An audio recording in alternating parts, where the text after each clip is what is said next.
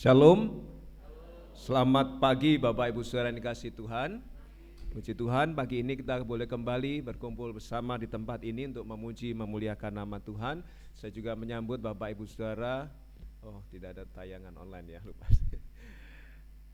Ya, tapi nanti kalau ini ditayangkan secara siaran tunda mungkin tidak melihat. Ya, jangan lupa menulis kehadiran. Yang berikutnya mari kita perhatikan beberapa pengumuman dan warta jemaat. Kegiatan di gedung gereja dilaksanakan dengan menerapkan protokol kesehatan. Kita masih mengenakan masker ketika bernyanyi supaya menjaga semua tetap sehat ya. Hari ini akan ada upacara penyerahan anak dalam kebaktian dari keluarga Bapak Bagya Syurian dan Ibu Indriani Sibuaya. Lalu hari Sabtu tanggal 1 April 2023 ada kebaktian kebenaran rohani untuk anak-anak BPD DKI Jaya Banten, Jakarta, Banten, Sabtu 1 April 2023 jam 10 sampai 12 di Gereja Baptis Indonesia Kebayoran. Khususnya untuk kelas madya sampai tunas muda, mohon mempersiapkan diri dan berpartisipasi, mohon dikoordinir nanti transportasi yang dibutuhkan bisa koordinasi dengan panitia perancang. Yang berikutnya, di hari yang sama, di tanggal yang sama, Sabtu 1 April 2023, WBI ada persekutuan BPD DKI Jakarta Banten di Gereja Baptis Kalvari. Pengaturan transportasinya juga mohon nanti bekerja sama dengan panitia perancang. Yang berikutnya, retreat Gereja Baptis Indonesia Cibubur akan diadakan pada hari Jumat tanggal dan Sabtu 7 sampai 8 April 2023 di Pondok Remaja PGI Puncak Bogor. Mohon jemaat untuk mempersiapkan diri. Jumat Agung tanggal 7 akan dilaksanakan jam 6 pagi. Saya mohon yang khususnya rumahnya jauh bisa mempersiapkan diri, berarti berangkat lebih pagi. Lalu akan dilanjutkan dengan berangkat ke retreat bagi peserta retreat ya, supaya berangkatnya bisa lebih pagi. Nanti akan ada koordinasi lebih lanjut, tapi tanggal 7 ada kebaktian Jumat Agung dan perjamuan Tuhan di gedung gereja. Setelah itu yang mengikuti retreat akan berangkat bersama-sama dari gereja menuju ke tempat retreat itu hari Jumat tanggal 7 April. Retreat akan berlangsung sampai hari Sabtu siang. Persekutuan KPW Cibubur diadakan pada hari Minggu 16 April 2023 jam 7 malam di rumah Bapak Legiman. Mohon anggota KPW Cibubur bisa hadir tepat waktu. KPW yang bulan April ini Cibubur dan Kranggan ya, mohon segera menentukan tanggalnya. Siapa yang ketempatan di Cibubur di rumah Bapak Legiman, lalu kemudian Kranggan entah di rumah siapa. Lalu ini bulan Maret hampir berakhir, WBI sudah rajin bersekutu, kaum muda kemarin sudah bersekutuan di rumah Mas Alban. Kapan bapak-bapaknya bersekutu? Jangan kalah ya, bapak-bapaknya juga perlu bersekutu di bulan Maret ini. Coba diupayakan. Yang belakang slide-nya hilang. Persembahan Bapak Ibu Saudara bisa juga ditransfer ke nomor rekening BCA atas nama Krisnawati 8770859027. Jika dalam pelaporan di WhatsApp grup gereja ada kesalahan, mohon koreksinya memberitahu saya sebagai gembala sidang. Ini bagi yang mengikuti secara online, mohon memberitahukan kehadiran Bapak Ibu Saudara di kolom komentar Facebook atau live chat YouTube, dan mulai Maret ini tayangan langsung atau live streaming ditiadakan, yang ada adalah tayangan tunda.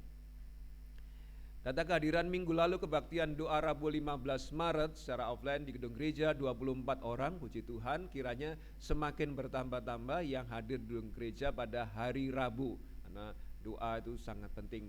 Secara online 37 orang, WBI Rayon Timur Sabtu yang lalu 52 orang dari tiga gereja. Puji Tuhan semua berjalan baik. Sekolah minggu di gedung gereja minggu yang lalu 56 orang, tidak ada secara online. Kebaktian minggu 19 Maret 2023 minggu yang lalu 90 orang di gedung gereja, juga tidak ada yang mengikuti secara online karena sudah mulai ditiadakan. Data kehadiran TPW Namotrasi kebaktian doa 16 Maret 13 orang, KPW hari Rabu 15 Maret 14 orang, kaum muda remaja 18 Maret 20 orang, persiapan baptisan 2 orang, sekolah minggu 33 guru dan murid, kebaktian anak minggu yang lalu 16 orang, kebaktian minggu 46 orang. Kita terus doakan, mereka sudah mulai membersihkan, bahkan sudah mulai pindahan ke tempat yang baru saja dibeli tanahnya. Di situ ada bangunan yang perlu diperbaiki, dibersihkan supaya bisa ditempati untuk kebaktian. Saya kira mulai hari Minggu ini mereka sudah kebaktian di tempat yang baru atau di rumah yang disewa, saya lupa ya. Lalu petugas kebaktian hari ini pembawa acara Bapak Rudi Patmanto, pemain musik Saudara Putra, Saudara Peter, Saudara Aaron, Saudara Ahalel, slide Saudari Venesia, OBS Saudara Damas, sound system Bapak Simon Daniel, persembahan Saudari Dahlia, Saudari Rahel, penerima tamu Bapak Dandung Ibu Rahayu, keamanan Bapak Suroso. Mohon mempersiapkan diri petugas minggu depan. Hari Rabu 29 Maret 2023, renungan Bapak Simon Daniel, pembawa acara Saudari Diasnita Naomi, keyboard Saudari Violeta Arianti, operator slide Saudari Wilhelmina, OBS Saudara Damas Saka, operator sound system Bapak Purnomo.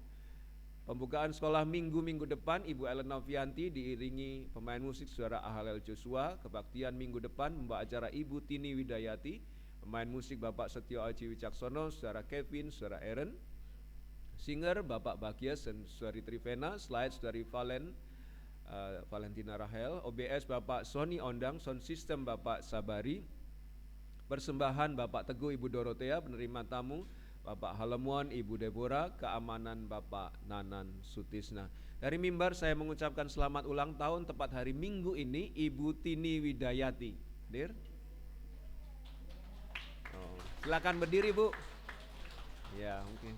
Selamat ulang tahun Bu Tini. Hari Senin besok ada 2 orang, Bapak Teguh Sunyoto dan Ibu Sutarmi. Ya. Lalu hari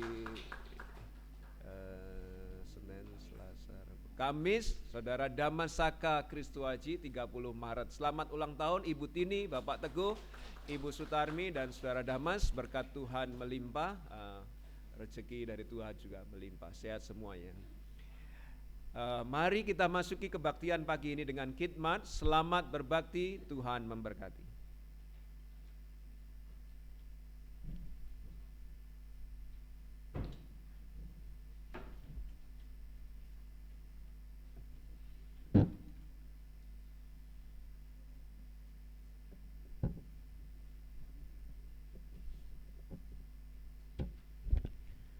Shalom, selamat pagi Bapak sekalian. Siap untuk beribadah? Baik. Dengarkanlah panggilan berbakti yang diambil dari Mazmur pasal 36 ayat 8 sampai 11. Demikian firman Tuhan. Betapa berharganya kasih setiamu ya Allah. Anak-anak manusia berlindung dalam naungan sayap-Mu. Mereka mengenyangkan dirinya dengan lemak di rumah-Mu. Engkau memberi mereka minum dari sungai kesenangan-Mu. Sebab padamu ada sumber hayat. Di dalam terang-Mu kami melihat terang. Lanjutkanlah kasih setiamu bagi orang yang mengenal Engkau dan keadilan-Mu bagi orang yang tulus hati. Mari kita sambut panggilan berbakti ini. Kami undang jemaat untuk bangkit berdiri menyanyikan lagu penyembahan SNP 629 Ku Kagum Akan Engkau.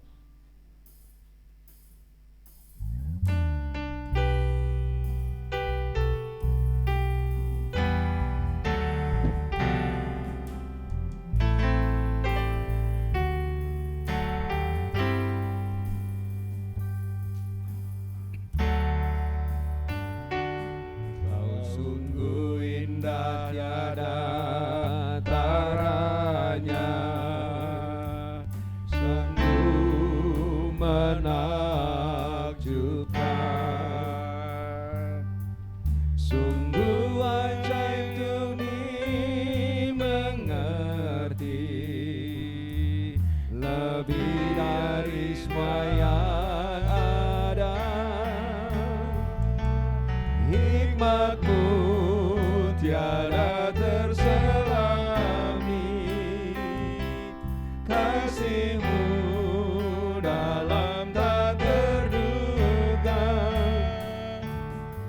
Kau sungguh indah tiada taranya, mulia dan berkuasa.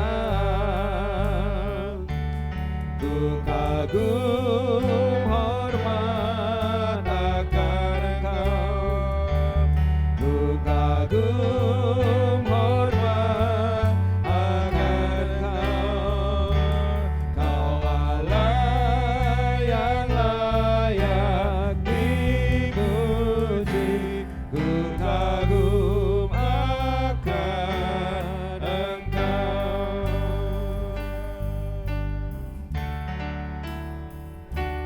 Kau sungguh indah tiada taranya, sungguh menakjubkan, sungguh ajaib tuh dimengerti, lebih dari semua yang ada. Hikmat-Mu tiada terselami, kasih-Mu dalam tak terduga. Kau sungguh indah tiada taranya, mulia dan berkuasa. Ku kagum hormat akan Engkau, ku kagum hormat akan Engkau. Kau Allah yang layak dipuji, ku kagum akan Engkau. Ku kagum hormat akan Engkau, ku kagum hormat akan Engkau. Kau Allah yang layak dipuji, ku kagum akan Engkau, ku kagum akan Engkau, ku kagum akan Engkau.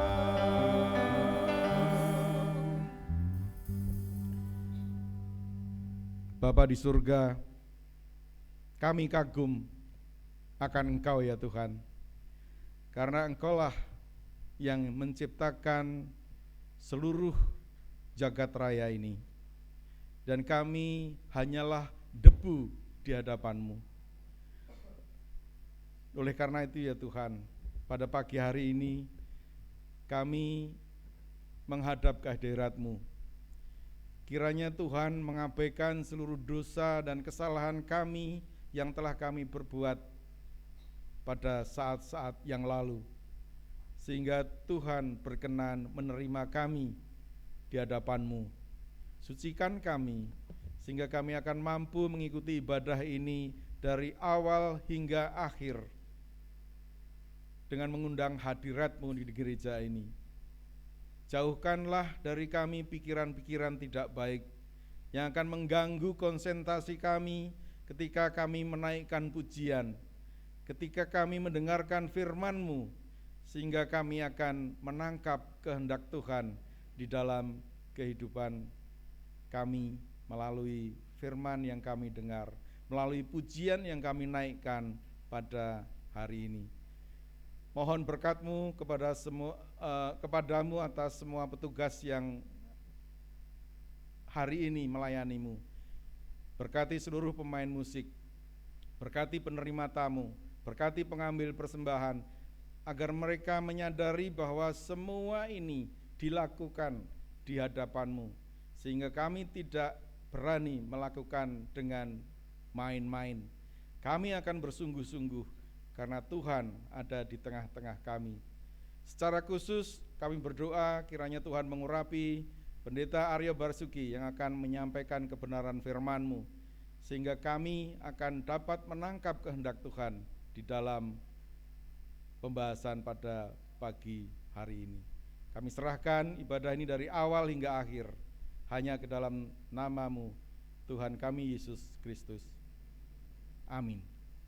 Bapak Ibu sekalian, kita lanjutkan pujian kita dengan nyanyian yang sungguh riang, dinamis, Ku Kan Terbang.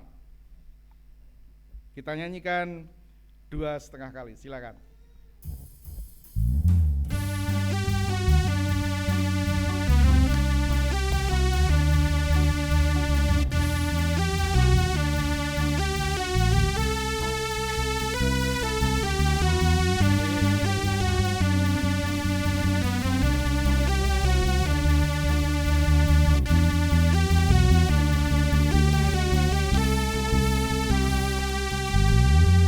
Firman-Mu Tuhan, pelita bagi kakiku.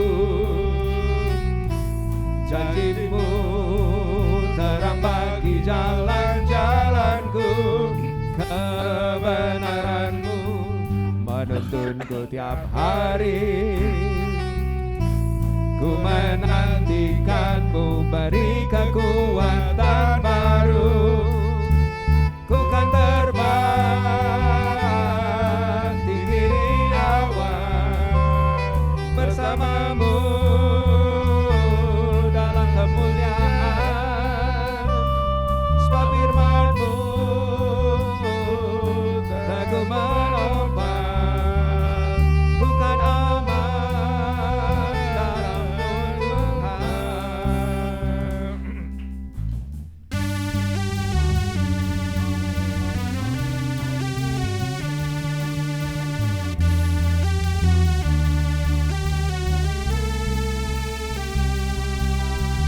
Firman-Mu Tuhan, pelita bagi kakiku.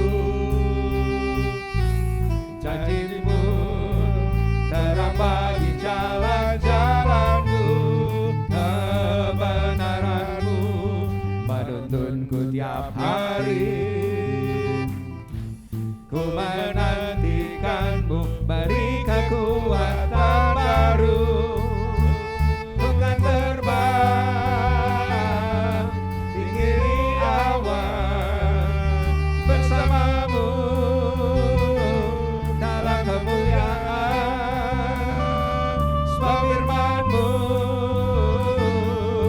teguh menopang.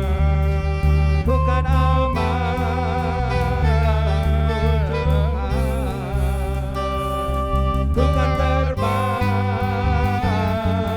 tinggi di awan bersama-Mu dalam kemuliaan. Sebab firman-Mu teguh menopang. Ku kan aman dalam-Mu Tuhan.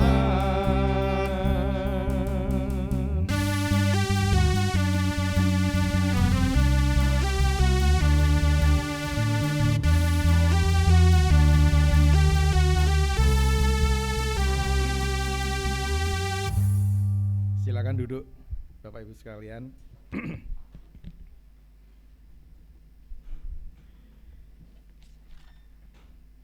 Yang membawa Alkitab, mari kita buka Alkitab kita pada pagi hari ini. Perikop yang akan dijadikan dasar untuk khotbah pada pagi hari ini diambilkan dari Yohanes pasal 3, Yohanes pasal 3 ayat 16 sampai dengan 21. Yohanes pasal 3 ayat 16 sampai dengan 21. Kita akan bergantian membaca firman ini. Saya akan membaca lebih dahulu ayat genap, kemudian Bapak Ibu sekalian ayat yang ganjil. Khusus tanggal 21 kita akan membacanya bersama-sama. Tidak perlu balapan, pelan-pelan setelah angka ketiga kita mulai. Yohanes pasal 3 ayat 16 sampai 21. 1, 2, 3. Karena begitu besar kasih Allah akan dunia ini, sehingga ia telah mengaruniakan anaknya yang tunggal, supaya setiap orang yang percaya kepadanya tidak binasa, melainkan beroleh hidup yang kekal. Utus anaknya ke dalam dunia, bukan untuk menghakimi dunia, melainkan untuk menyelamatkannya oleh Dia. Barang siapa percaya kepadanya, ia tidak akan dihukum. Barang siapa tidak percaya, ia telah berada di bawah hukuman, sebab ia tidak percaya dalam nama Anak Tunggal Allah. Dan inilah hukuman itu, terang telah datang ke dalam dunia, tetapi manusia lebih menyukai kegelapan daripada terang, sebab perbuatan-perbuatan mereka jahat. Sebab barang siapa berbuat jahat, membenci terang dan tidak datang kepada terang itu, supaya perbuatan-perbuatannya yang jahat itu tidak nampak. Tetapi barang siapa melakukan yang benar, ia datang kepada terang supaya menjadi nyata bahwa perbuatan-perbuatannya dilakukan di dalam Allah. Sekarang kita akan mengikuti upacara penyerahan anak yang akan dipimpin oleh pendeta.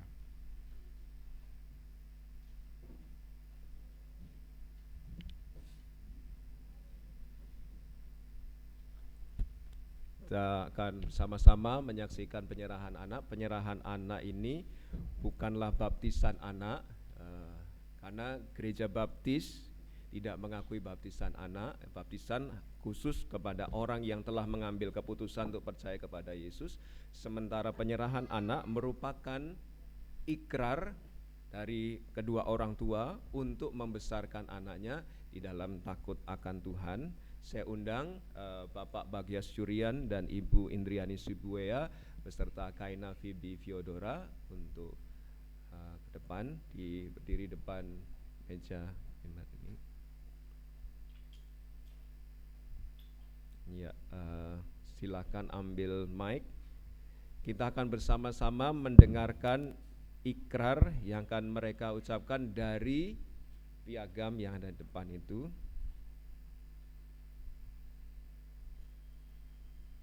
Ya, kedua orang tua membaca bersama-sama perlahan-lahan, tidak usah saling mendahului. Nah, sebagai ikrar. Silakan 1, 2, 3. Kami akan membimbing anak kami di dalam iman kepada Tuhan Yesus. Kami akan mendidik anak kami di dalam kebenaran Alkitab. Kami akan menyerahkan kehidupan anak kami selanjutnya kepada pemeliharaan Allah Bapa. Dan biarlah Tuhan Yesus yang membimbing, yang memberkati, dan yang memakainya sesuai rencana Allah. Ya, terima kasih. Ini ikrar dari kedua orang tua, sebagaimana yang Bapak Ibu Saudara dengarkan tadi. Kami akan membimbing anak kami di dalam iman kepada Tuhan Yesus. Kami akan mendidik anak kami di dalam kebenaran Alkitab. Kami akan menyerahkan kehidupan anak kami selanjutnya kepada pemeliharaan Allah Bapa, dan biarlah Tuhan Yesus yang membimbing, yang memberkati, dan yang memakainya sesuai dengan rencana Allah. Nanti ini akan ditandatangani kedua orang tua, lalu Gembala Sidang dan saksi 1 Bapak Dinar Andri Setio Putranto, dan saksi 2 Bapak Rudi Patmanto setelah ini. Tapi kita akan bersama-sama mendoakan kedua orang tuanya, jadi yaitu Bapak Bagia Syurian dan Ibu Indriani Sibuaya, serta putrinya ya, adik Kaina Fibi Fiodora. Kita akan bersama-sama memberkati mereka. Mari saya undang Bapak Ibu Saudara berdiri dan kita berdoa bersama-sama. Yang akan saya pimpin doanya, tapi Bapak Ibu Saudara boleh berdoa untuk kedua orang tua dan juga untuk Kaina. Mari kita berdoa. Bapa yang baik, di hadapan jemaat-Mu, di hadapan-Mu, di hadapan hadirat-Mu pada pagi hari ini, Engkau mengetahui ikrar Bapak Bagias Syurian dan Ibu Indriani Sibuea yang menyatakan untuk menyerahkan anaknya di dalam pengasuhan Tuhan. Engkau memberkati ikrar, kerinduan, dan apa yang sudah mereka nyatakan pada kami semua, di hadapan kami semua, bahwa mereka akan membesarkan anaknya, yaitu Kaina Fibi Fiodora, di dalam takut akan Tuhan. Maka berkatilah Bapak Bagia Syurian, berkatilah Ibu Indriani Sibuea, karuniakan kepada mereka takut akan Tuhan, kasih kepada Tuhan, sehingga dari tutur kata, perbuatan, tingkah laku mereka, dari pengajaran mereka dapat menjadi teladan bagi Kaina. Demikian juga Engkau mengaruniakan segala yang mereka perlukan, segala berkat rezeki yang dari surga untuk dapat membesarkan Kaina sehingga segala kebutuhannya terpenuhi. Karuniakan berkat juga kepada Kaina Fibi Fiodora untuk bertumbuh imannya, untuk sehat jasmaninya, kuat mentalnya, dan juga memiliki hati yang mengasihi Tuhan sehingga kehidupannya kelak di masa-masa yang akan datang boleh membawa kemuliaan bagi Tuhan. Kami bersama-sama mendukung mereka untuk dapat membesarkan anak mereka di dalam takut akan Tuhan. Berkatilah Pak Bahagia Suryan dan Ibu Indriani Sibuya, bagaimana Tuhan juga memberkati Kaina Fibi Fiodora. Kami serahkan anak ini, kami serahkan kedua orang tuanya sepenuhnya di dalam kasih, anugerah, dan pertolongan Tuhan, untuk kedua orang tuanya dapat mengasihi, mengasuh, serta mengasah Kaina, bertumbuh menjadi anak yang memuliakan Tuhan, bertumbuh menjadi pribadi yang memuliakan Tuhan seumur hidupnya. Kami menyerahkan semuanya ini, permohonan doa kami kepada Engkau ya Bapa, di dalam nama Putramu yang tunggal, Tuhan kami Yesus Kristus. Kiranya kasih yang dari Allah Bapa, anugerah yang dari Yesus Kristus, hadirat persekutuan di dalam Roh Kudus menyertai Bapak Bahagia Suryan dan Ibu Indriani Sibuya untuk dapat membesarkan Kaina Fibi Fiodora di dalam mengasihi Tuhan, di dalam takut akan Tuhan. Di dalam nama Yesus yang penuh kuasa kami bersyukur dan berdoa. Haleluya. Amin. Silakan duduk kembali Bapak Ibu Saudara. Kedua orang tua akan menandatangani, setelah itu para saksi. Pulpen.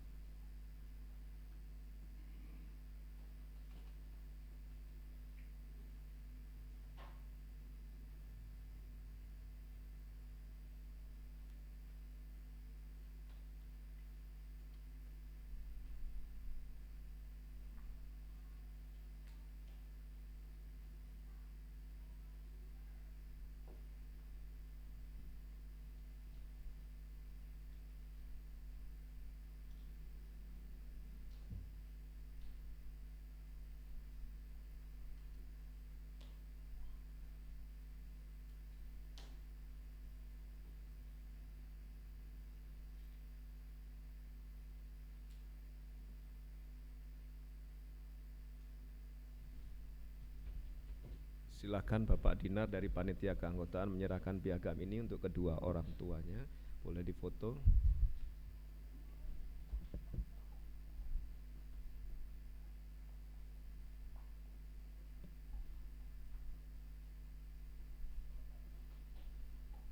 Oke, Bu Indri. Ya, oke.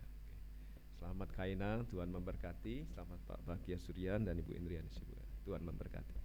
Terima kasih, demikian upacara penyerahan anak. Kita bersyukur boleh dijalankan dengan baik. Saya kembalikan pada pembawa acara.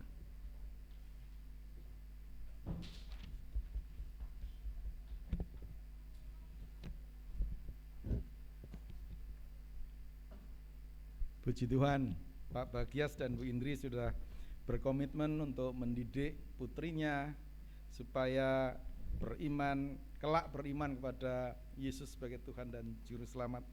Kita doakan terus karena perjalanannya masih sangat-sangat panjang.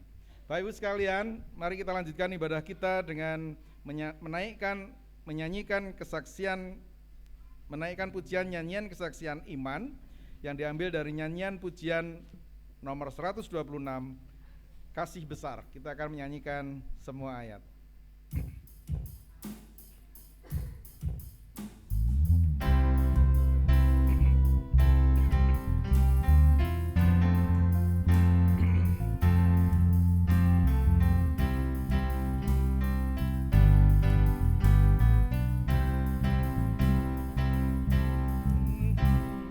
Kasih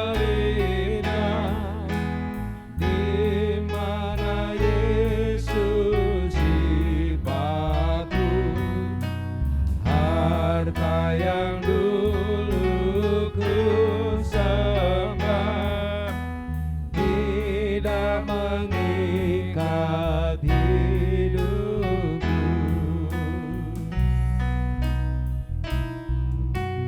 Kiranya rasa banggaku hanya di dalam Al-Masih. Ku buang nafsu hatiku karena korbannya yang suci.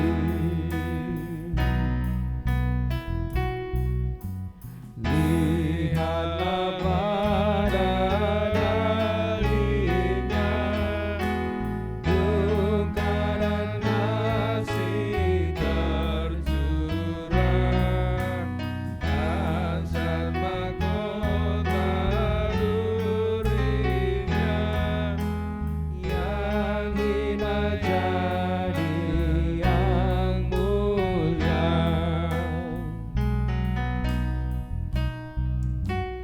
Andaikan dapat ku beri alam semesta padamu, karena kasih-Mu yang murni, ku persembahkan diriku.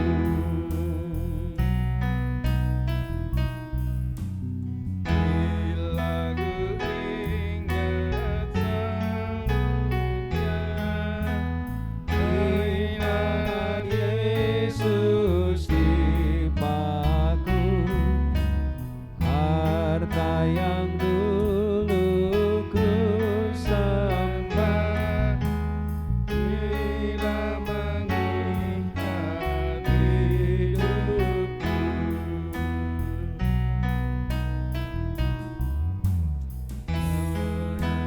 Rasa banggaku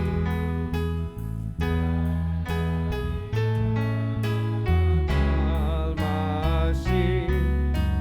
Ku buang nafsu hatiku karena korbannya yang murni.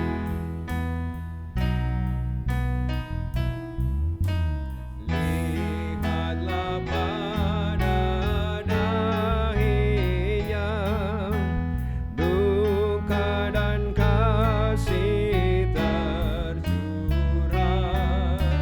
dahsyat mahkota durinya yang hina jadi yang mulia.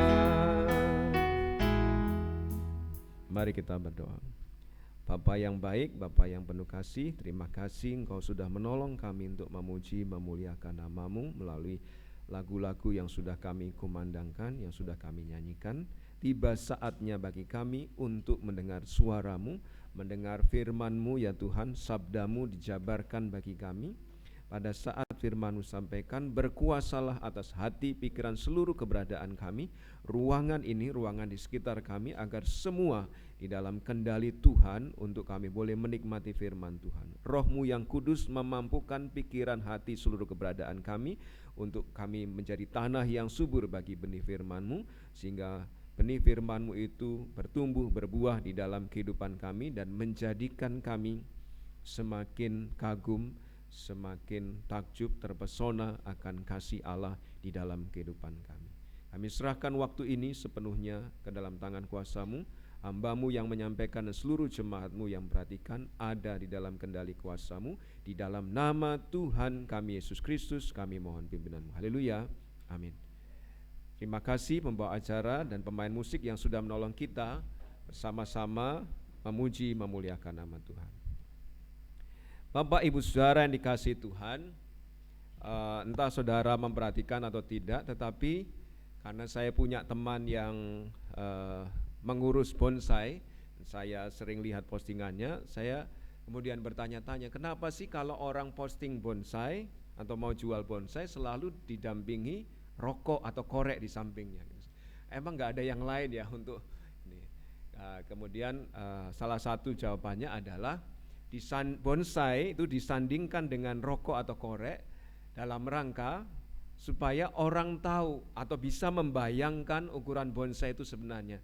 Kalau koreknya segitu, bonsainya segini, berarti kira-kira tanaman yang umurnya sekian atau bonsai yang umurnya sekian tahun, berarti tingginya sekian, dimensinya sekian, lalu bisa jadi orang yang melihat postingan itu bisa membandingkan atau paling tidak membayangkan ukuran yang sebenarnya.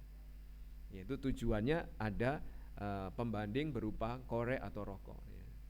Ya, sehingga kadang-kadang kita bukan saja bonsai tapi tanaman lain yang diposting biasanya ada pembandingnya, dan pada umumnya karena mungkin yang berjualan juga merokok atau menggunakan korek sehingga ditampilkanlah yang demikian. Jadi Bapak Ibu Saudara yang dikasihi Tuhan, kalau pagi ini kebenaran firman Tuhan yang saya sampaikan, kalau mungkin ada yang melihat thumbnail atau postingan di Facebook gereja, judulnya adalah begitu besar kasih Allah, maka kita perlu ada pembandingnya. Kalau begitu besar kasih Allah, pembandingnya apa? Ya. Kalau tadi tanaman bonsai dengan ukuran tertentu dibandingkan dengan rokok atau korek, maka kalau saya mengatakan begitu besar kasih Allah, maka kita perlu melihat apa sih pembandingnya yang membuat kasih Allah itu begitu besar. Jadi ada 3 pembanding yang akan kita pelajari bersama-sama dari Yohanes pasal 3 ayat 16 sampai 21. Kasih Allah begitu besar dibandingkan atau dilihat dari dunia sebagai penerimanya. Slide berikutnya. Ya. Jadi dikatakan di sini Yohanes 3 ayat 16. Karena begitu besar, ya, ini begitu besar kasih Allah akan dunia ini. Jadi penerimanya adalah dunia ini. Dan percakapan ini merupakan lanjutan dari percakapan antara Nikodemus dan Yesus. Nikodemus adalah seorang ahli Taurat, guru pengajar Israel yang datang kepada Yesus di malam hari untuk berdiskusi dan mengetahui banyak hal, dan disampaikan kamu harus dilahirkan kembali. Kalau enggak dilahirkan kembali, kamu enggak akan boleh masuk kerajaan Allah. Sehingga kemudian Nikodemus bertanya, loh gimana, apa mungkin orang yang sudah tua seperti saya dilahirkan kembali, dan mengapa harus dilahirkan kembali? Ya. Kemudian Yesus menjelaskan bahwa sama seperti Musa meninggikan ular tembaga di padang gurun supaya setiap orang Israel yang sudah kena bisa atau kena racun dari ular tedung yang menyerang mereka, ketika melihat patung ular tembaga itu mereka disembuhkan atau mereka tidak mati. Demikian juga Allah akan meninggikan Yesus di kayu salib untuk menjadi jalan keselamatan bagi umat manusia yang memandang kepadanya. Sehingga kemudian lanjutan dari penjelasan itu, mengapa kok Allah sampai perlu menyediakan anak manusia, atau dalam konteks Musa yang membuat ular tembaga itu, kenapa harus? Kemudian Yesus melanjutkan, karena begitu besar kasih Allah akan dunia ini. Nah, Nikodemus sebagai lawan bicara dari Yesus mungkin berpikir, Yesus atau guru, kalau karena begitu besar kasih Allah akan orang Yahudi, saya bisa mengerti sih, karena memang orang Yahudi adalah umat pilihan Allah. Tetapi karena begitu besar kasih Allah akan, kalau misalnya orang Yahudi, saya masih bisa menerima karena orang Yahudi umat pilihan Allah. Kalau karena begitu besar kasih Allah akan orang Yahudi yang berdosa, saya juga masih bisa terima karena barusan guru atau Yesus menjelaskan tentang Musa yang membuat ular tembaga di padang gurun supaya orang yang digigit ular berbisa dapat disembuhkan atau selamat. Itu masih masuk akal. Tetapi karena begitu besar kasih Allah akan dunia ini termasuk di dalamnya orang Yahudi yang berdosa, dan orang bukan Yahudi, para penyembah berhala, dan semua orang Romawi yang menjajah kita ini, guru. Sehingga pertanyaan-pertanyaan itu mungkin muncul di dalam benak Nikodemus. Memang benar Bapak Ibu Saudara, kita melihat di sini ayat 16, karena begitu besar kasih Allah akan dunia ini. Siapa yang dimaksud dunia ini? Dunia ini bukan saja orang Yahudi, bukan cuma orang Yahudi yang berdosa, tetapi adalah orang bukan Yahudi yang tidak disenangi oleh Nikodemus, para penyembah berhala yang tidak disenangi oleh Nikodemus, termasuk orang jahat. Ya. Dan di dalamnya termasuk segala suku, segala bahasa, segala kaum dan bangsa menurut Wahyu 5 ayat 9 itu, bahwa karena begitu besar kasih Allah akan dunia ini. Jadi jangan mengira dunia itu hanya khusus orang Yahudi saja atau orang Yahudi yang berdosa. Bahkan semua ya, suku, bahasa, kaum dan bangsa dikasihi oleh Allah. Pak, kalau begitu besar kasih Allah itu dilihat dari penerimanya. Nah, kalau penerimanya dunia, ya itu bukan ukuran bahwa kasih Allah begitu besar. Tapi mari kita perhatikan Bapak Ibu Saudara, dunia yang dimaksud di sini skopnya semua, mencakup orang berdosa, termasuk orang yang mungkin menganggap dirinya tidak berdosa. Kalau Allah mengasihi saya, ya pantas kan, saya lovable, saya memang layak dikasih, saya keren, ganteng dan lain sebagainya. Saya nggak pernah berbuat jahat, saya nggak kayak Sambo, saya nggak seperti Mario, siapa itu? Dendi Santoso Satrio, ya.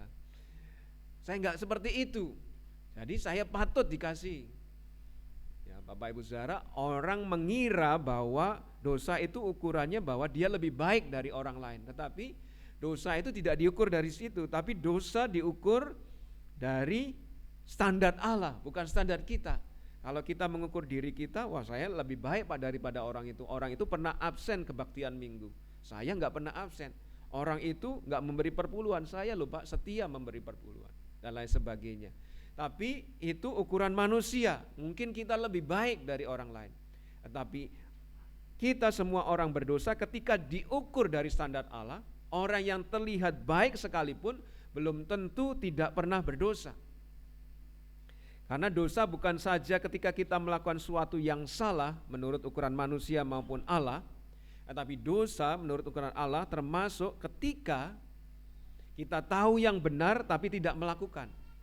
Misalnya ada orang miskin butuh pertolongan, saudara tahu yang benar bahwa saudara bisa menolong orang miskin tersebut, tetapi saudara tidak melakukan, sehingga Yakobus di dalam kitab surat Yakobus memberitahu, jika kamu tahu sesuatu yang benar tetapi kamu tidak melakukannya, itu pun dianggap berdosa oleh Tuhan. Sehingga di antara kita semua termasuk saya, tidak ada yang masuk kategori tidak berdosa. Kita semua adalah orang berdosa, karena kalau standarnya atau ukurannya adalah Allah, maka kita semua orang berdosa. Siapa yang mau ini?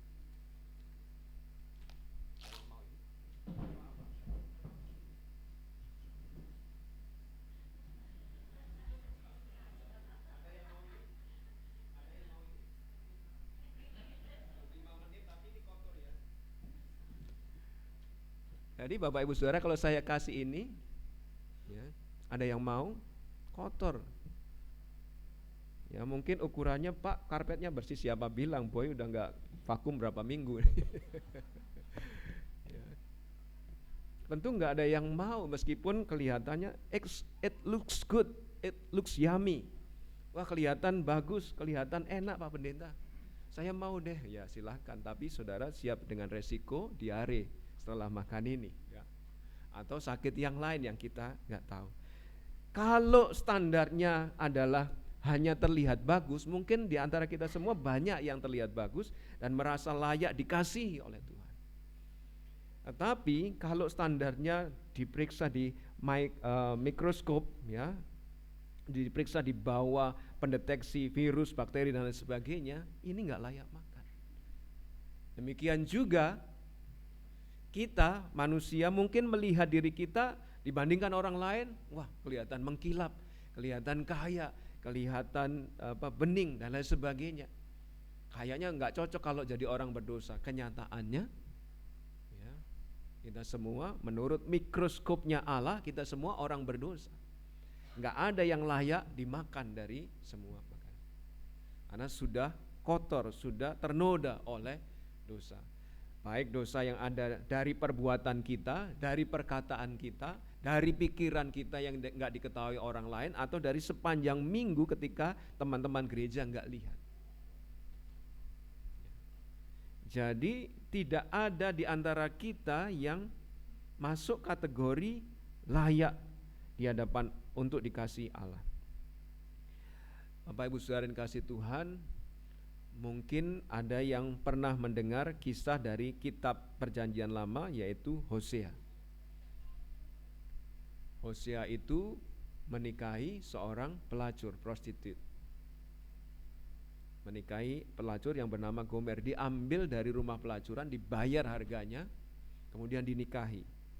Setelah punya 3 anak, si Gomer kembali lagi kepada laki-lakinya yang lain, kembali lagi kepada pekerjaan yang lama. Tapi diambil lagi oleh Hosea, dikasihi. Coba kalau itu bapak-bapak di sini mengetahui istrinya bermain dengan pria lain, ya, dan itu kalau memang benar terjadi, mungkin teman-teman PBI yang lain udah Pak, tinggalin aja dia, cerain aja, udah. Masih banyak perempuan lain yang baik. Mungkin gitu ya. Tapi Hosea tidak begitu. Karena memang kitab Hosea itu ditujukan untuk mengilustrasikan bahwa orang Israel menyembah berhala, padahal Allah mengasihi mereka begitu rupa, masih menyembah berhala, sehingga Allah menggunakan itu sebagai ilustrasi. Kalian berdosa berkali-kali, aku masih mengasihi kalian. Sehingga dari sini kita mengetahui bahwa sebenarnya karena dosa kita, tidak ada di antara kita, tidak ada umat manusia yang layak dikasihi. Allah itu akan tetap dianggap adil, Allah tetap dianggap benar kalau kita itu dibuang. Dari semua nggak ada di dalam gereja ini yang nggak dibuang, misalnya semua dibuang, Allah tetap dianggap adil, tetap dianggap benar. Karena memang semua kita berdosa seperti ini. Kalau saya buang ya saya berhak, karena ini sudah kotor. Mungkin ilustrasi di beberapa hari Rabu yang lalu menggunakan renungan, kalau Bapak Ibu Saudara, khususnya ibu-ibu, menggoreng pastel mau dijual, ternyata pastelnya rusak. Wah, ini dibawa ke WBI nggak layak, dijual nggak laku, buang aja deh. Apalagi kalau saudara atau ibu-ibu, termasuk ibu-ibu kaya, wah ini bisa beli aja, daripada masak sendiri ribet, rusak lagi, beli aja, uang kita banyak kok. Ini dibuang aja. Allah atau pemilik pastel itu, atau Allah tetap dianggap adil dan benar kalau produk yang rusak dibuang, ganti baru deh. Manusia rusak dibuang aja, dimatiin aja, nih selesai, tamat itu. Karena semua orang berdosa dan kehilangan kemuliaan. Tetapi kasih Allah begitu besar, karena pihak yang dikasihi sebenarnya tidak layak dikasihi, justru layak dihabisi, tetapi Allah memilih, enggak, saya masih mau mengasihi engkau meskipun kamu sudah berzina berkali-kali, meskipun kamu sudah menyembah berhala berkali-kali, meskipun kamu sudah rusak, kotor, saya akan ambil kamu, perbaiki kamu, menjadikan kamu sesuatu yang baru. Ya. Ada kejadian teman hamba Tuhan yang istrinya begitu ya, seperti Gomer ini. Kita teman-teman pendeta komentar, orang itu sabar banget ya. Kalau saya jadi suaminya udah tinggalin itu, udah cari lain ya. Tapi kejadian itu terjadi pada masa kini. Kita semua kagum akan kasih orang itu kepada istrinya. Kok masih diterima ya istrinya kayak gitu. Demikian juga kita ketika melihat Allah yang masih mengasihi kita, masih memberkati kita, masih menyelamatkan kita, masih rela menuntun kita, masih mau mendengar doa kita dan lain sebagainya, itu kita melihat bahwa wah, Tuhan kasih-Mu memang luar biasa besar. Kalau kita bandingkan dengan kita sebagai penerimanya. Sehingga Bapak Ibu Saudara, di dalam pemberitaan Injil kita boleh dan layak memberitahu orang yang tidak mengenal Allah, orang yang belum percaya di luar sana, Kepada semua orang yang belum percaya kita beritahu Allah sangat mengasihimu. Memang kenyataannya demikian, Allah sangat mengasihi orang itu meskipun orang itu berdosa. Meskipun mungkin kita gak mau dekat dia, Pak saya jijik sama orang itu, dia berdosa, kayak gitu, gak maulah dekat-dekat. Tapi kepada orang yang demikian Allah mengasihi, sehingga menurut Yohanes 3:16 kasih Allah sangat besar kepada orang itu. Sehingga ketika kita mewartakan Injil, kita pun bisa menyampaikan bahwa kepada orang yang berdosa itu, kepada orang yang kepadanya kita dekat aja gak mau, bahwa Allah mengasihimu. Termasuk kalau saudara gak suka dengan tetangga yang masuk kategori kadrun, Allah mengasihi kadrun. Ya. Bahwa Allah sangat mengasihi dia, bahkan yang paling jahat sekalipun, dan memberi keselamatan bagi dia dan kita juga. Sehingga Allah sangat mengasihi bahkan orang yang berdosa yang paling jahat sekalipun, sehingga dia mengutus anaknya yang tunggal untuk menyediakan keselamatan bagi orang-orang itu. Sehingga mari kita sekarang lihat hidup kita. Slide selanjutnya. Kita lihat hidup kita. Coba evaluasi, seminggu ini ada dosa enggak? Kalau seminggu ini ada dosa dan saudara masih hidup, masih bisa ke gereja hari ini, berarti kasih Allah sangat besar. Oh enggak usah seminggu ini deh, hari ini aja, dari pagi sampai saat kebaktian ini, ada dosa enggak? Entah saudara sadari atau tidak, ngomongnya bapak ini, ngomongnya ibu ini nyelekit banget sih. Saudara enggak sadari tapi nyelekit pada orang, itu sudah dosa. Tapi ketika kita merenungkan, wah Tuhan saya orang berdosa, gak pantas diselamatkan, tapi Tuhan masih mau ambil, masih mau perbaiki kita, masih mau memberkati kita, masih mau mendengar doa kita. Berarti kita patut bersyukur, begitu besar kasih Allah dibandingkan dengan kita penerimanya. Kita perlu bersyukur, kita perlu melayani Allah, kita perlu memberitakan kasih-Nya. Kadrun itu dikasih Allah, mereka mungkin gak tahu bahwa mereka dikasih Allah, sehingga kita perlu memberitahu. Anak kita mungkin merasa, papa mama baru memuji saya kalau dapat nilai bagus ya. Kalau nilai saya gak bagus, dimarah-marahin, gak pernah dipuji. Tapi kepada anak yang nilainya bagus, nilainya gak bagus sekalipun, Allah mengasihi dia. Sehingga kita sebagai orang tua pun bertanggung jawab untuk mengasihi dia. Begitu besar kasih Allah dilihat dari penerima kasih-Nya. Karena penerima kasih-Nya sebenarnya gak layak untuk dikasih, tapi Allah mengasihi. Begitu besar kasih Allah, perbandingan yang kedua dilihat dari pribadi yang dikorbankan. Slide berikutnya. Kasih Allah yang besar Bapak Ibu Saudara tidak meniadakan kekudusan dan keadilan Allah. Allah tetap menjaga atau mempertahankan kekudusannya dan keadilannya. Allah mengutus Yesus bukan untuk sekedar mengajar moral yang baik, cara hidup benar di hadapan Allah itu begini loh, kamu harus begini, kamu harus begitu. Yesus hadir di dunia, Allah mengutus Yesus untuk hadir ke dunia bukan sekedar untuk mengajar yang baik, tetapi Allah mengutus Yesus untuk menggantikan tempat orang berdosa. Supaya apa? Karena Allah itu meskipun mengasihi kita tetap kudus dan tetap adil. Dari mana Pak kita tahu kekudusan keadilannya? Karena Allah itu kudus, maka yang berdosa harus dihukum. Karena Allah itu adil, maka yang berdosa harus dihukum. Gak bisa, udah kamu berdosa, boleh deh masuk, dosamu diampuni. Gak sekedar begitu ya. Slide berikutnya. Mungkin kita berpikir, ngapain sih melibatkan Yesus? Misalnya ada orang berdosa datang kepada Allah di akhirat sana, terus Tuhan aku minta izin masuk surga. Kalau Allah itu memang maha pengampun, Allah begitu mengasihi manusia itu, udah suruh masuk aja, nggak usah pakai syarat macam-macam. Kalau Allah memang mengasihi, nggak usah pakai syarat. Tapi kalau sampai itu terjadi, ya, tanpa mengorbankan Yesus, tanpa ada yang dihukum, ya, maka Allah dianggap tidak adil. Ya, slide berikutnya. Ya, ilustrasi ini ya. Saya pas pengumuman vonis Sambo ini ada di mobil bersama teman-teman yang ke Bali. Kami nyetel YouTube, siaran live streaming atau siaran langsung atau apa waktu itu ya, breaking news atau apa. Kami nonton kepada terdakwa FS di dengan hukuman mati gitu. Semua penontonnya sorak-sorai, wah senang ya. Kami di mobil juga sorak-sorai, wah gitu ya, senang gitu ya. Senang mengapa? Karena hakimnya adil. Menurut kami, dia membunuh manusia lain, dia juga harus dapat hukuman mati.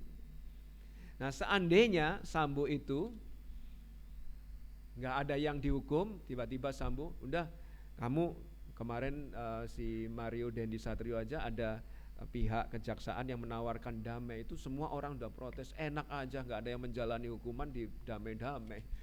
Anaknya yang anaknya Latumahina itu David Ozora aja sampai belum siuman ya, di rumah sakit Mayapada, kok menawarkan damai. Kita merasa tidak adil kalau hukuman tidak orang bersalah tidak dihukum ya. Sehingga kalau Allah membiarkan kita dengan dosa-dosa kita dan tidak ada yang membayar hukuman lalu kita masuk surga, Allah dianggap tidak kudus, Allah dianggap tidak adil. Mau kita saja lihat Sambo misalnya dapat hukuman yang ringan atau hukuman yang ya atau bahkan dibebaskan. Kemarin siapa yang dibebaskan? Pemimpinnya Koperasi Indosurya itu siapa itu? Henry Surya atau siapa? Ketika dibebaskan karena dianggap perkaranya bukan pidana, itu banyak orang yang protes, kok masa orang menipu di koperasi kok enggak dihukum gitu ya. Itu kita protes, tapi sekarang untunglah ya kemudian dipanggil lagi dengan perkara yang baru, ditelusuri dana 3 triliunnya, dia ditangkap di penjara dan dananya diblokir ya, Henry Surya. Itu saja ketika dia dibebaskan oleh hakim yang memimpin pengadilannya, kita enggak terima kok. Apalagi ini kalau Allah sampai membiarkan orang berdosa masuk surga tanpa ada yang menjalani hukuman, itu tidak adil. Sehingga slide berikutnya, karena kekudusan dan keadilan Allah harus menuntut, harus ada yang dihukum atas dosa manusia. Namun karena kasih-Nya yang besar itu, sudah kamu gak usah dihukum manusia, tapi biarlah anakku yang dari dalam kandungan sudah kudus, suci, tidak ada dosanya, tidak mewarisi dosa keturunan Adam dan Hawa. Itulah sebabnya Yesus perlu dilahirkan dari seorang perawan, tidak mewarisi dosa Adam dan Hawa. Lalu sepanjang hidupnya dia suci, kudus, tidak ada dosanya, dia layak menjadi kurban, dipersembahkan. Karena yang berdosa manusia, maka yang mewakili menjadi korban harusnya manusia, bukan hewan atau binatang. Sehingga Yesus dikorbankan menjalani hukuman. Semua orang yang beriman kepada Yesus dosanya dianggap selesai karena sudah ada yang mewakili menjalani hukuman ya. Nah itulah yang dikorbankan, yaitu Yesus ya. Yesus yang dikorbankan. Ketika sudah ada yang menjalani hukuman untuk mewakili kita ya, maka Allah menunjukkan keadilannya. Allah menunjukkan bahwa dia tidak serta-merta memasukkan orang berdosa ke dalam surganya yang kudus. Slide berikutnya. Yohanes 3:17 tadi yang sudah kita baca, sebab Allah mengutus anaknya ke dalam dunia bukan untuk menghakimi dunia, melainkan untuk menyelamatkan oleh dia. Jadi Yesus datang ke dunia supaya bisa mati, dan matinya itu menggantikan kita orang berdosa, karena harusnya kita yang ada di kayu salib yang menanggung hukuman, tetapi karena kasih Allah begitu besar, dia rela mengorbankan anaknya yang tunggal, yaitu Yesus Kristus, untuk menggantikan tempat kita. Mengapa yang dikorbankan itu begitu berharga? Karena slide berikutnya, Roma 3:26, maksud Allah ialah untuk menunjukkan keadilannya pada masa ini supaya nyata bahwa Allah benar dan membenarkan orang yang percaya kepada Yesus. Yang percaya kepada Yesus dianggap sudah ikut menjalani hukuman dosa bersama Yesus, karena Yesus mewakili orang percaya itu. Slide berikutnya. Hubungan Allah Bapa dengan Yesus begitu erat ya, anak tunggal Allah. Bahkan Matius 3:17 ketika Yesus dibaptiskan oleh Yohanes Pembaptis menyatakan bahwa ada suara dari surga, suara Allah Bapa berkata, inilah anakku yang kukasihi, kepadanya lah aku berkenan. Berarti Allah menunjukkan hubungan Allah Bapa dengan Yesus itu begitu erat. Yesus sudah bersama-sama dengan Allah Bapa sejak dari mulanya, sebagaimana Yohanes pasal 1 ayat 1 menyatakan demikian. Sehingga hubungan Allah Bapa dengan Yesus begitu erat. Kemudian ketika Yesus dibaptiskan keluar dari air, Roh Kudus serupa burung merpati turun ke atasnya dan suara dari surga berkata, inilah anakku yang kukasihi, kepadanya lah aku berkenan. Allah sebenarnya menunjukkan bahwa hubungan Allah Bapa dengan Yesus begitu erat. Sehingga ketika Yesus disalibkan, menanggung dosa seluruh umat manusia dari zaman dulu sampai masa yang akan datang, dosa yang masa lalu, dosa yang sekarang maupun dosa yang akan datang, semua ditanggung kepada Yesus. Maka Yesus yang tadinya bersih, putih, tidak ada dosanya, dijadikan berdosa. Seluruh dosa umat manusia di dunia ditanggung Dia, sehingga Allah yang adalah Bapanya meninggalkannya. Sehingga kemudian Yesus berseru, Eloi, Eloi lama sabachthani, Allahku, Allahku, mengapa engkau meninggalkan aku? Di samping karena Allah Bapa tidak tahan melihat anak yang dikasihnya harus mati, dianggap sebagai orang berdosa padahal tidak berdosa. Juga karena dosa Yesus begitu kelam pekat karena mau menanggung dosa seluruh umat manusia dari berbagai masa. Hingga kemudian Yesus berseru, Allahku, Allahku, mengapa engkau meninggalkan aku? Karena Yesus begitu berdosa. Hubungan Allah Bapa dan Yesus begitu erat itu, sehingga mungkin kita juga mewakili ya, kita kalau lihat anak kita sakit, kita enggak tega. Bahkan kadang ada orang tua yang berkata, lebih baik saya yang sakit daripada anakku yang sakit. Nah, ini Allah Bapa melihat Yesus Kristus menanggung penderitaan umat manusia di kayu salib, dari mulai dia dicambuk, diadili dengan tidak adil, kemudian dipasangi mahkota duri dan lain sebagainya, menderita dalam peristiwa salib itu yang akan kita peringati 2 minggu yang akan datang dalam peristiwa Jumat Agung. Maka Allah melihat, wah saudara, mungkin kita sebagai orang tua lebih baik kita yang menderita daripada kita harus melihat anak kita menderita. Nah itulah, kalau Bapak Ibu Saudara memahami itu, mungkin yang sudah menjadi orang tua memahami, nak, daripada kamu yang sakit lebih baik Bapak atau Ibu yang sakit. Nah Allah Bapa melihat itu, Yesus Kristus sakit luar biasa, menderita untuk siapa? Untuk manusia. Dan yang dikorbankan bukan orang lain. Dia tidak nyuruh satpam komplek untuk mewakili kita, tidak nyuruh orang lain, gak bayari orang lain. Dia menyuruh anaknya sendiri untuk menjadi cara menyelamatkan kita. Sehingga dilihat dari yang dikorbankan, maka kasih Allah begitu besar kepada kita. Meskipun kasih Allah kepada dunia yang berdosa ini begitu besar, namun Dia tidak mengabaikan dosa tiap orang. Ya. Dikatakan karena begitu besar kasih Allah akan dunia ini, kalimat selanjutnya, sehingga Ia telah mengaruniakan anaknya tunggal untuk menjalani hukuman menggantikan manusia berdosa. Ini pengkalimatan ulang ya. Ya, tidak dikatakan karena begitu besar kasih Allah akan dunia ini sehingga Dia tidak peduli seberapa besar, seberapa banyak dosa saudara. Tidak dikatakan itu.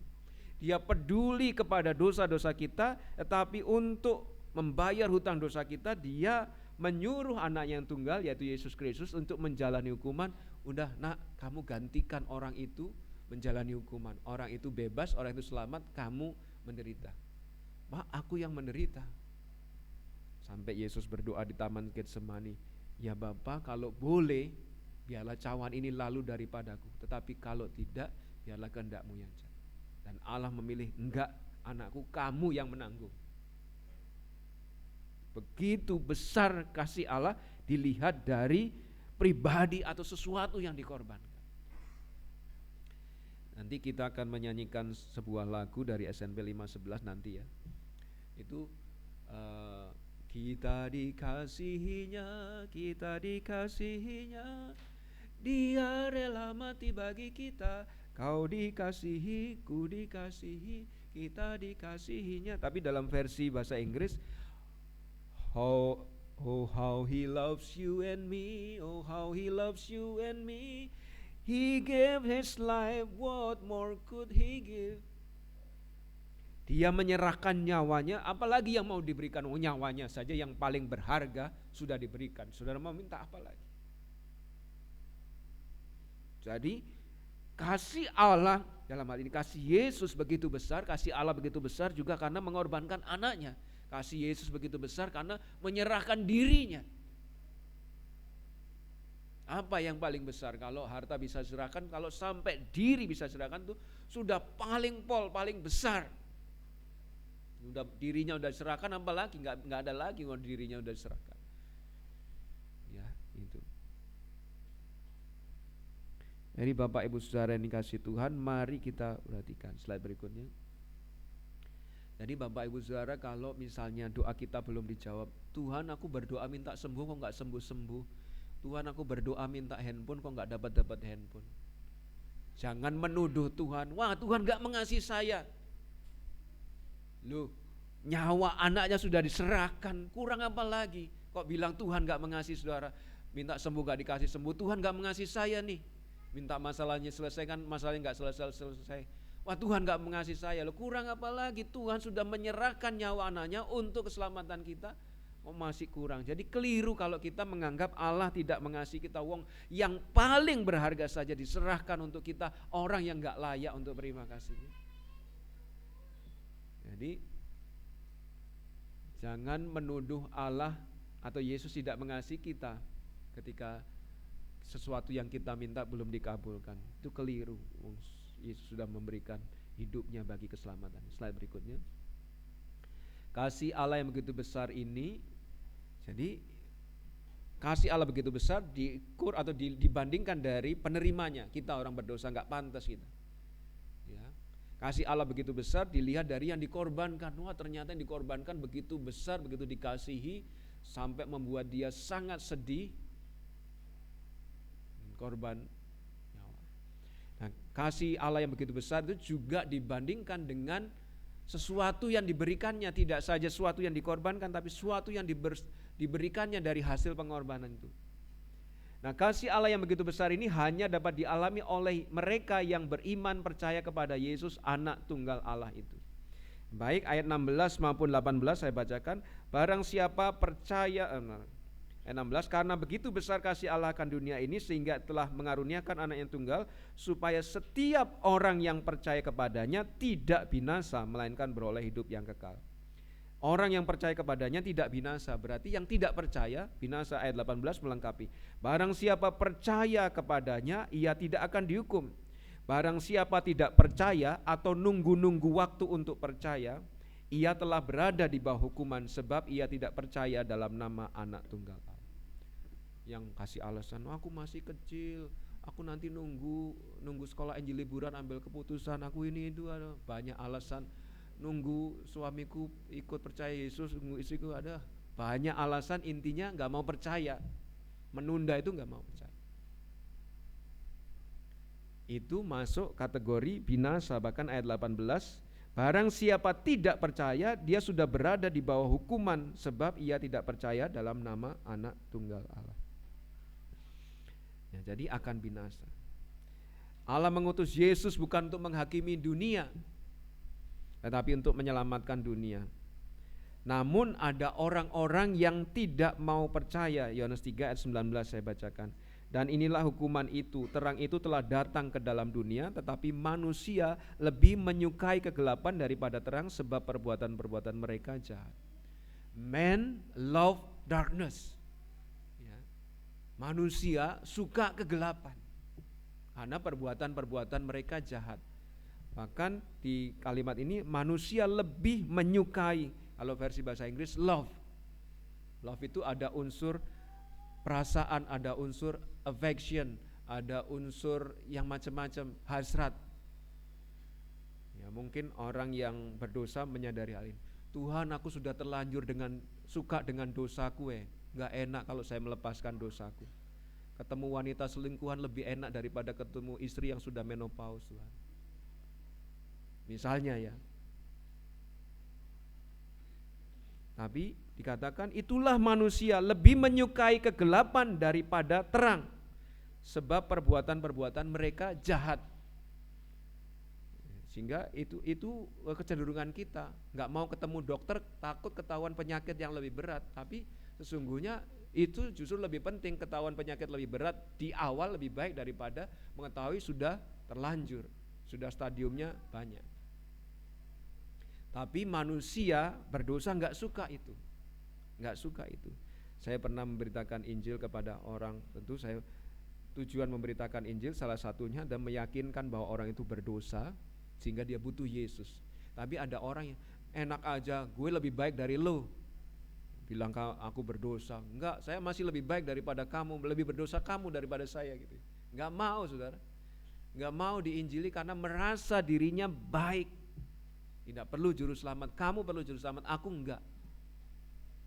Dan mereka itu melakukan itu bukan karena penjelasan kita kurang lengkap. Ya, kalau aku bisa menjelaskan tentang Yesus, tentang Tritunggal, kamu mau percaya enggak? Enggak, belum tentu aku mau percaya. Masalahnya kenapa? Dia lebih menyukai kegelapan daripada terang. Ayat 20, sebab barang siapa berbuat jahat membenci terang dan tidak datang kepada terang itu supaya perbuatan-perbuatannya yang jahat itu tidak nampak. Tetapi barang siapa melakukan yang benar, ia datang kepada terang. Justru orang yang sadar bahwa dirinya membutuhkan juru selamat, sadar bahwa dirinya berdosa, mau datang kepada Yesus karena hanya Yesus yang bisa membersihkan dia dari segala dosa. Ini loh, kalau kita tidak mau percaya pada Yesus, kita sedang menuju neraka dan tidak ada yang menyelamatkan. Tinggal waktunya, itu akan menjadi lebih pasti ketika kita sudah meninggal. Ketika kita sudah meninggal, melek, kita nggak percaya Yesus, loh kok di perapian yang menyala-nyala? Udah nggak bisa di-undo ya, kalau di dalam program komputer kita bisa undo, batalkan yang sudah kita lakukan, mulai ulang. Tapi di dalam kehidupan rohani nggak bisa di-undo, mengulang dari awal, enggak. Binasa dia dikatakan di ayat 16, barang siapa percaya kepadanya karena begitu besar kasih Allah akan dunia ini sehingga ia telah mengaruniakan anak yang tunggal supaya setiap orang yang percaya kepadanya tidak binasa. Nah, binasa di sini bukan berarti lenyap. Oh, orang itu lenyap, belum mati sudah lenyap, enggak ada di muka bumi. Tetapi binasa di sini bukan lenyap itu ya, tetapi binasa di sini menjalani hukuman kekal di neraka. Yang menurut Markus 9 itu bahkan api yang menyala-nyala, ulat itu tidak mati ya. Markus 9:48 saya bacakan.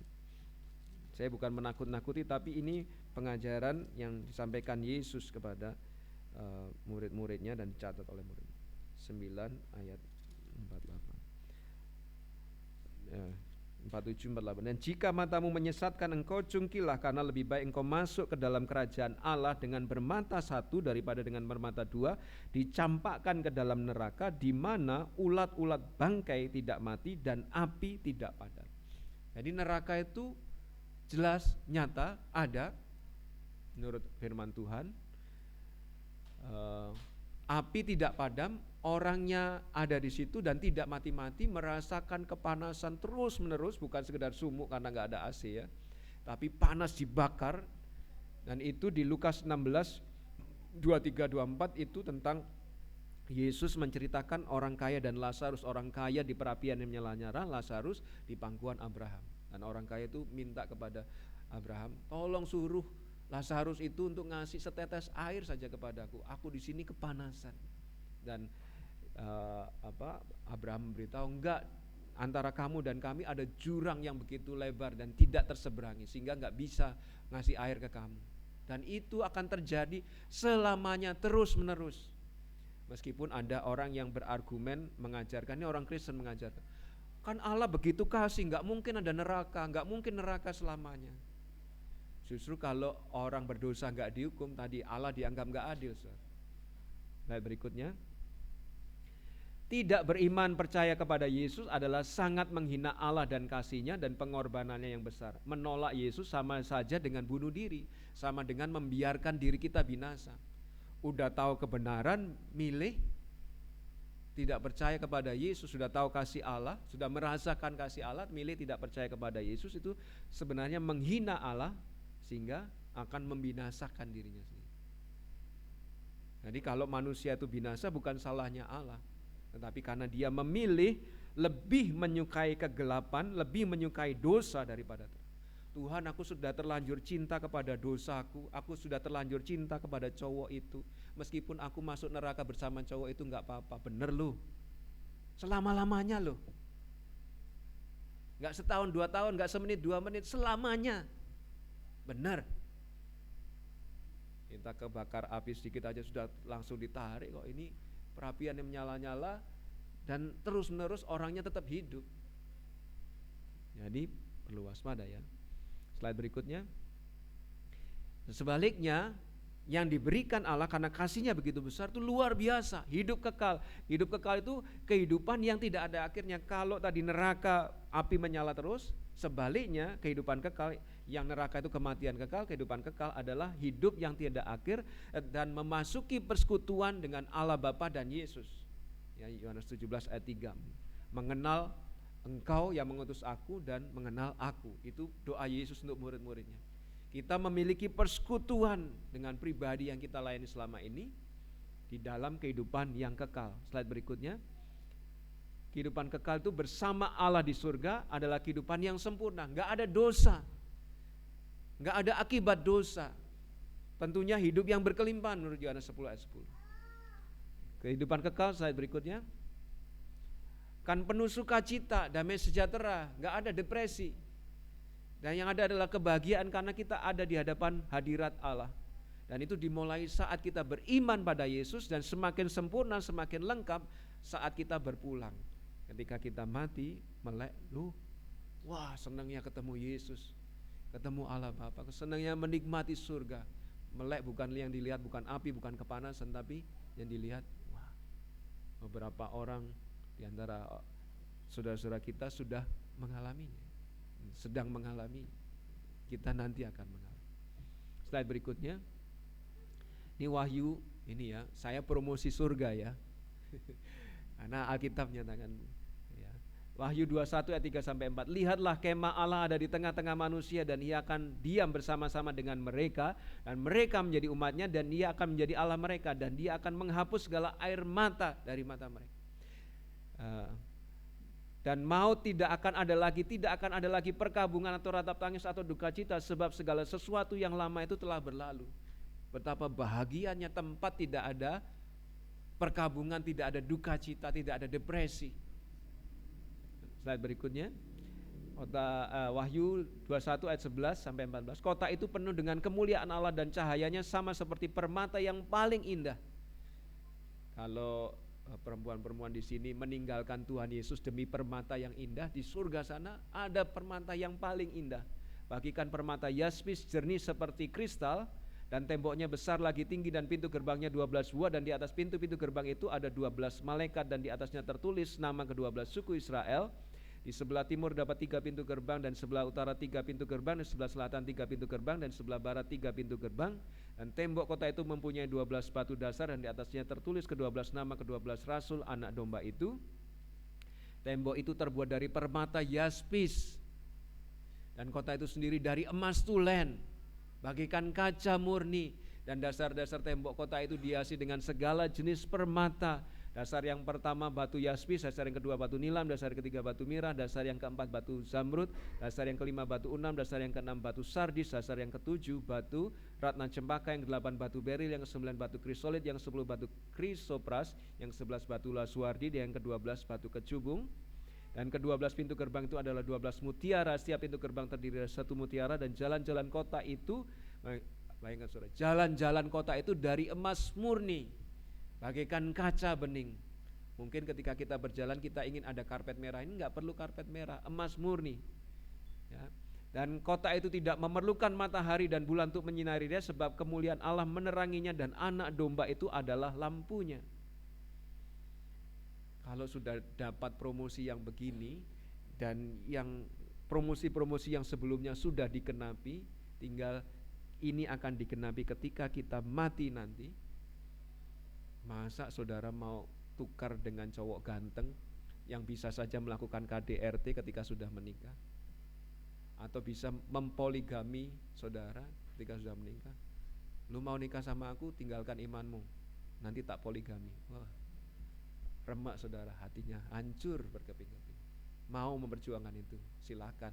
Dan neraka upahnya. Tetapi percaya kepada Yesus, yang dikasihkan itu sangat bernilai, hidup kekal, jauh melebihi dari uang triliunan atau miliaran yang diperoleh Rafael Alun Trisambodo. Tuhan, saya mau dapat itu tapi meninggalkan iman, dapat uang triliunan miliaran. Gak apa-apa deh Tuhan, nanti pas mati saya percaya Yesus. Ya kalau tahu matinya. Kalau gak tahu matinya, berakhir di neraka. Jika sudah beriman percaya pada Yesus, bertahanlah, jangan tuker at any cost, jangan tuker dengan sesuatu apapun yang lain. Karena semua yang di dunia sifatnya sementara. Harta, cowok ganteng, cowok kaya, gak ada nilainya. Tapi kalau belum ambil keputusan percaya Yesus, ambillah. Mungkin setelah kebaktian ini ketika lagu dinyanyikan, ambillah saat ini. Kalau percaya Yesus, bertahanlah. Ya. Jangan mau ditukar. Ya. Di sini sudah ada contohnya, mau pacaran, kalau kamu gak mau percaya, ikut aku percaya Yesus, sudah putus saja. Lebih baik begitu daripada harus mengorbankan surga demi neraka. Ya ampun, rugi banget. Slide berikut sebagai penutup. Percaya kepada Yesus artinya apa Pak Pendeta? Percaya kepada Yesus adalah percaya kepada pribadi Yesus, jati diri Yesus, bahwa dia anak Allah yang datang ke dunia menjelma menjadi manusia, dilahirkan dari seorang perawan yang bernama Maria, kemudian hidupnya tanpa dosa, kemudian mati di kayu salib untuk menggantikan tempat kita, lalu naik ke surga di sebelah kanan Allah, dan suatu saat nanti akan datang kembali untuk menghakimi orang ini. Jadi harus percaya kepada seluruh jati diri Yesus yang dikatakan Alkitab. Percaya kepada anak tunggal Allah berarti percaya akan seluruh keberadaannya dan segala tujuan kedatangannya ke bumi. Percaya kepada Yesus, slide berikutnya, berarti mempercayakan nasib kekal kita kepada semua yang Yesus lakukan. Tidak mengandalkan Tuhan, nah ini saya masuk surga karena rajin ke gereja, karena rajin. Bukan itu. Masuk ke surga karena perjuangan pengorbanan Yesus yang sudah dilakukan Yesus di kayu salib, dan kita tinggal mengimani saja, percaya saja bahwa itulah yang bisa menyelamatkan kita. Jadi berikutnya adalah kasih Allah begitu besar karena yang diberikan kepada kita sebagai buah dari iman kita adalah hidup kekal yang bernilai luar biasa. Kasih Allah begitu besar dilihat dari kita orang berdosa. Kasih Allah begitu besar dilihat dari Kristus yang dikorbankan untuk keselamatan kita, dan kasih Allah begitu besar dilihat dari betapa luar biasa hadiah yang disiapkan bagi kita, yaitu kehidupan kekal di surga. Jadi karena kasihnya begitu besar, maka percayakan hidup Bapak Ibu Saudara kepadanya. Itu berarti ketika ada undangan untuk percaya kepada Yesus, saudara mengambil kesempatan itu untuk percaya kepada Yesus. Itu berarti ketika ada tawaran untuk meninggalkan Yesus, saudara tidak mau meninggalkan Yesus karena sudah menikmati kasihnya begitu besar, gak mau tukar dengannya. Mari kita mengagumi dan terus mengagumi kasihnya yang besar itu, dan beriman kepada Allah yang begitu mengasihi kita. Ya, tidak ada jalan lain untuk selamat selain percaya kepada kasihnya. Amin. Mari kita berdoa. Bapa di surga, kemampuan hamba-Mu menjelaskan ayat Alkitab terbatas. Tetapi kuasa Roh Kudus-Mu hebat, sehingga mampu menaburkan benih firman Tuhan ini kepada setiap hati yang boleh bersama-sama hadir di tempat ini. Bahkan bekerja untuk meyakinkan pribadi itu, sehingga menyambut kasih Allah yang besar itu, bersyukur atas kasih Allah yang besar itu, dan tidak menukar kasih Allah yang besar itu dengan apapun yang ada di dunia ini.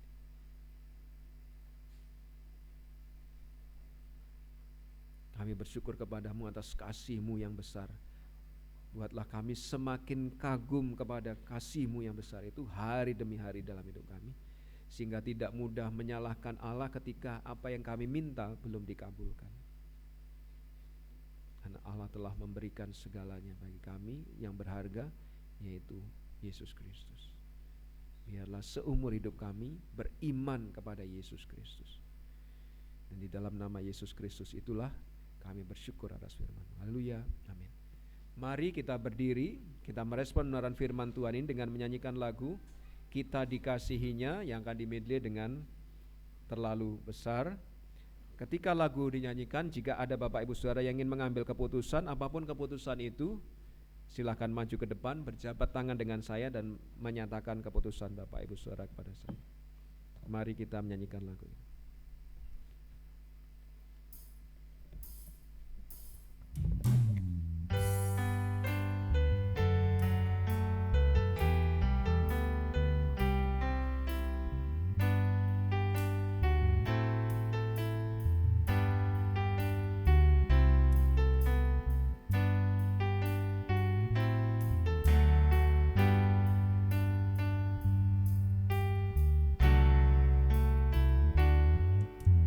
Kita dikasihinya,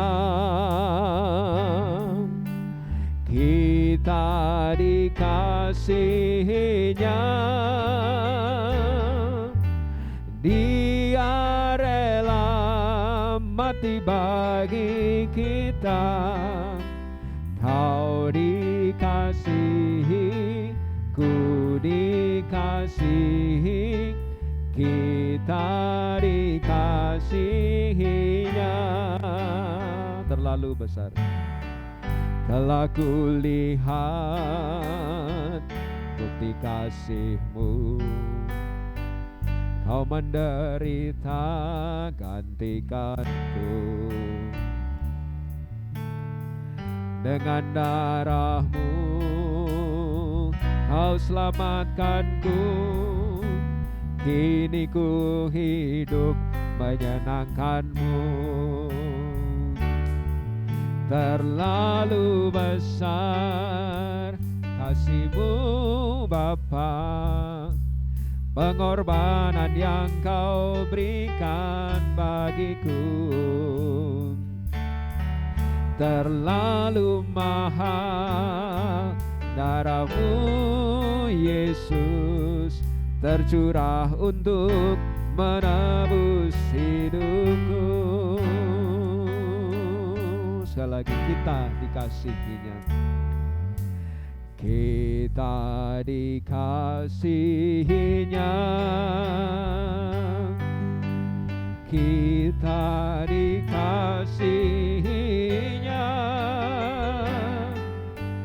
Dia rela mati bagi kita.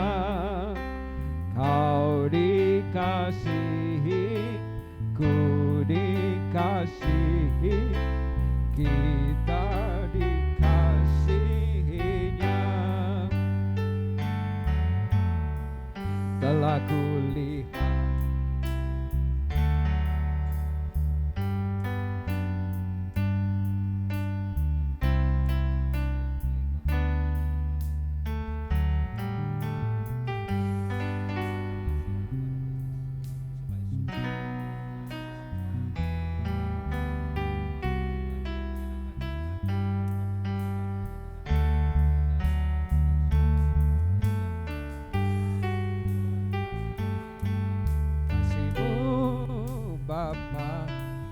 pengorbanan yang Kau beri bagiku. Terlalu mahal darah-Mu Yesus, tercurah untuk menebus hidupku. Sekali lagi kita nyanyikan, kita dikasihinya dan terlalu besar. Kita dikasihinya,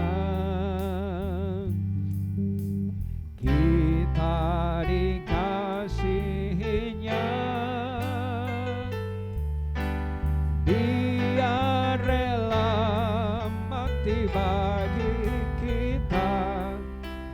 Kau dikasihi, ku dikasihi, kita dikasihinya.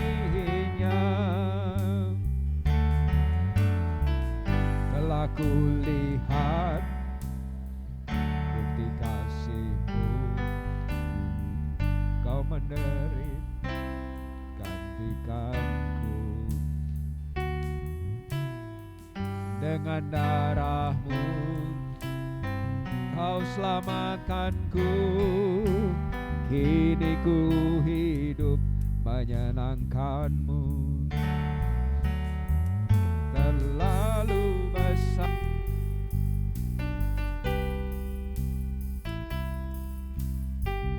dan yang Kau berikan bagiku, terlalu mahal. Darah-Mu Yesus tercurah untuk menebus hidupku. Mari kita berdoa. Bapa di surga, kami bersyukur atas segala berkat-Mu yang Tuhan curahkan di dalam melalui kebaktian ini. Kami akan mengakhiri acara ini kembali ke rumah kami masing-masing.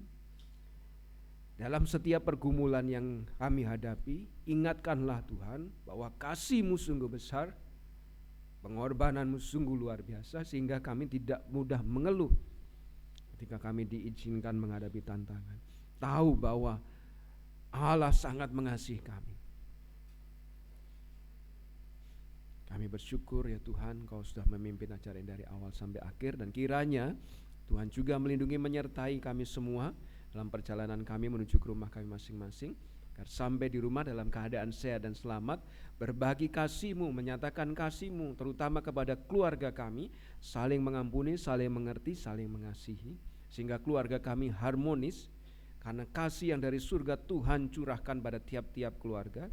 Demikian juga tiap-tiap pribadi Engkau mampukan untuk menjalani kehidupan dengan kekuatan hikmat yang dari Tuhan.